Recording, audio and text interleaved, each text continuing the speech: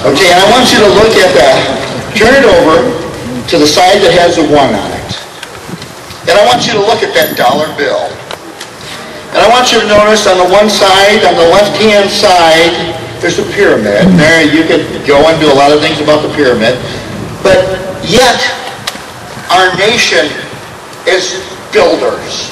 We build things. We do things. We invent things. We put things together. That's part of our nature. And that's why we came here. That's why my ancestors came here. And then you look on the other side and we see an eagle.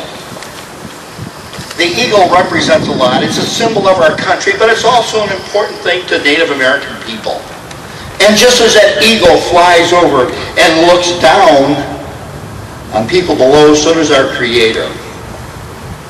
Right in the center, well, no, not getting ahead of myself there. Notice in that eagle's talons, in one side there's what appears to be an olive branch. I don't know exactly what an olive branch looks like, but that's, I believe, what it's supposed to symbolize. And in the other one, there's arrows. So that shows two things. One, we are for peace. We are for peace, and we are to help other people have peace within their nations. We offer peace. But on the other side, there's a talent full of arrows. We're willing to defend what we have and our right of freedom to correct wrongs that have been done.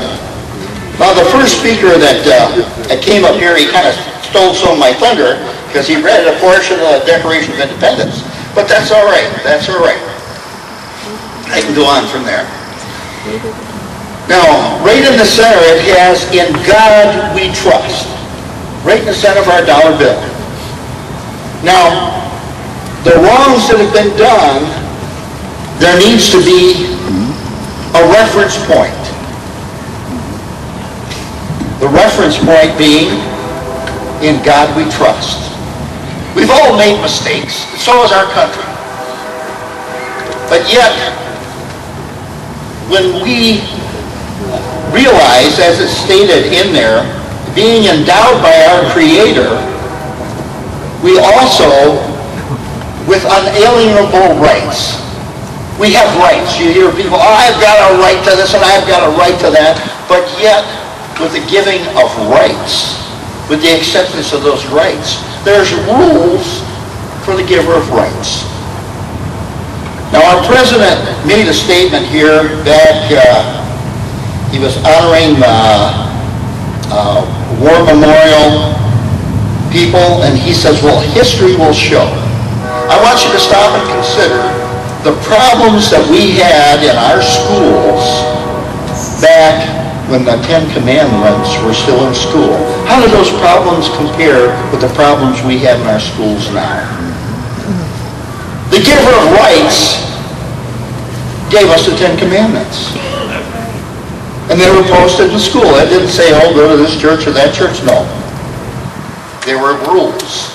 When you take God out, you put yourself in a center.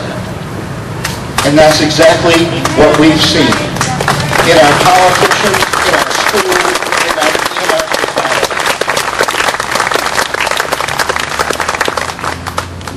Okay, I'm just wondering if I'm going too long there. As I come to the close now, there's a few things I'd like to say.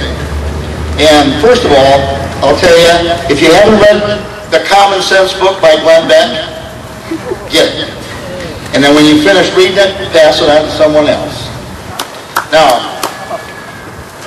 a closing statement, a couple of them here. One from Martin Luther King Jr.